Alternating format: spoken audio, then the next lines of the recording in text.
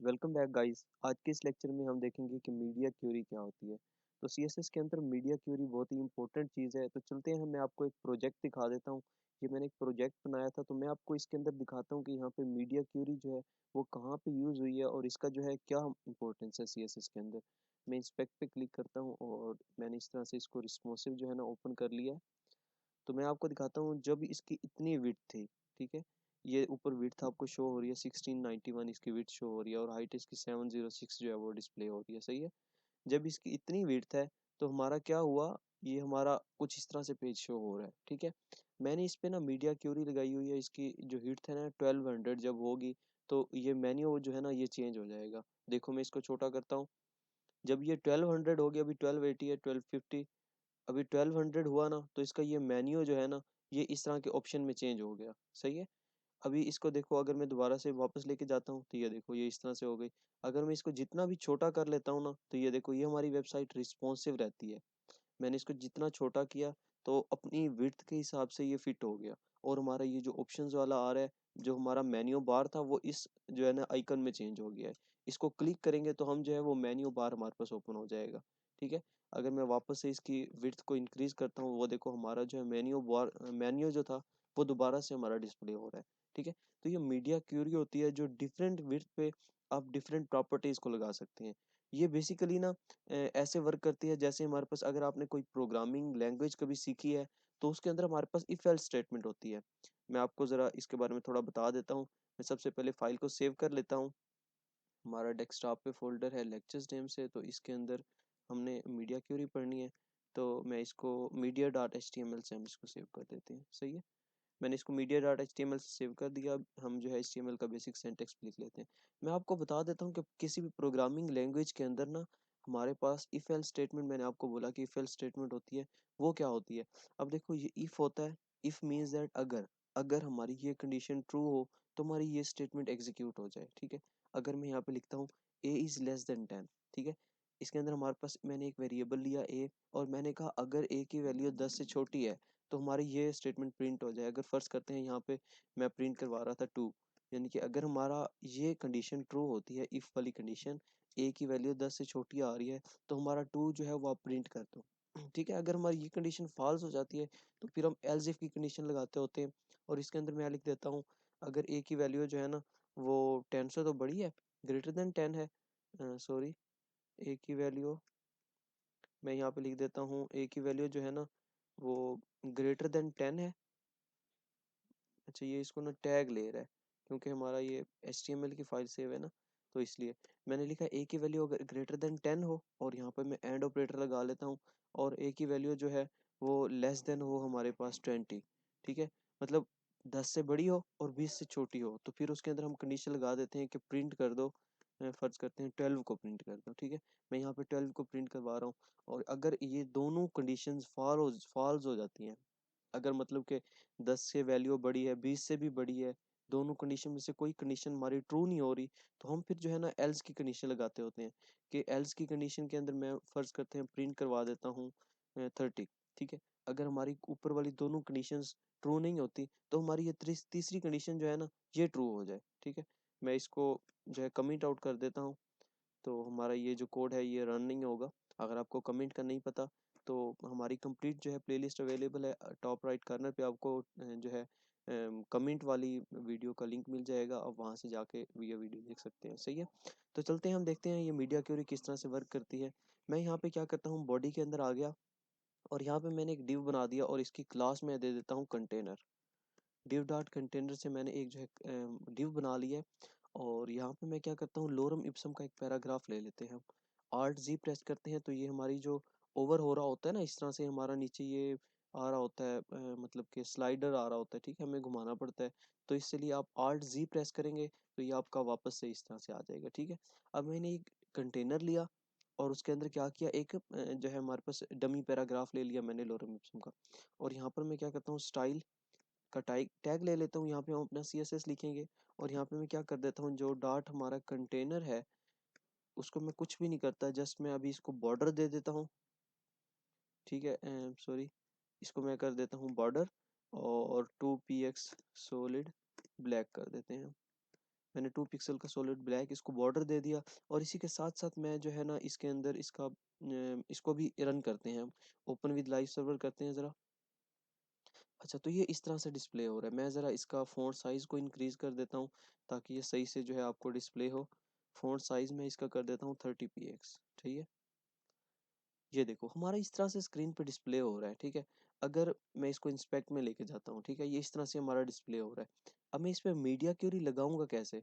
तो media Curie का syntax कुछ इस तरह से होता है। सबसे पहले आपने लगाना है @मीडिया, ठीक है। मीडिया लिखने के बाद आपने लिखना है ओनली, ओनली लिखने के बाद आपने लिखना है स्क्रीन, ठीक है।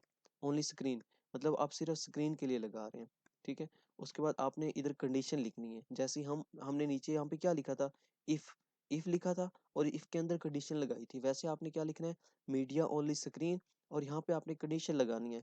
मैक्स विड्थ मैं कर देता हूँ, इसकी मैक्स विड्थ मैं कर देता हूँ, फर्ज करते हैं 500, ठीक है।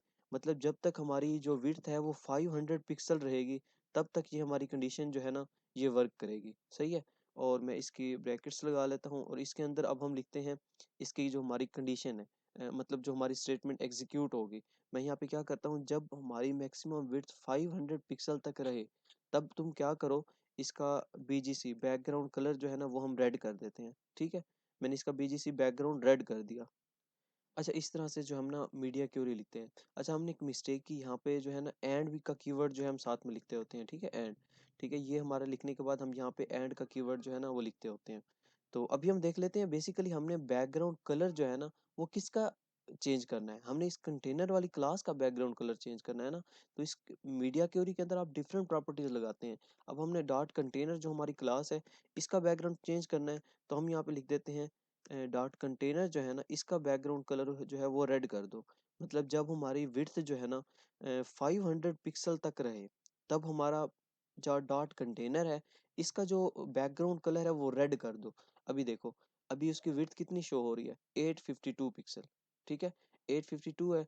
अब अगर हम इसको कम करके 500 तक लेके आते हैं, जब हमारा 500 होगा, 500 से नीचे इसका बैकग्राउंड कलर रेड हो जाएगा। ये देखो 500 पिक्सल जब हुआ, अभी देखो ये 500 हुआ, 499, 500 के बाद हमारा बैकग्राउंड कलर जो है वो रेड हो गया, इंक्रीज हुआ, तो बैकग्राउंड कलर वो ख़त्म हो गया।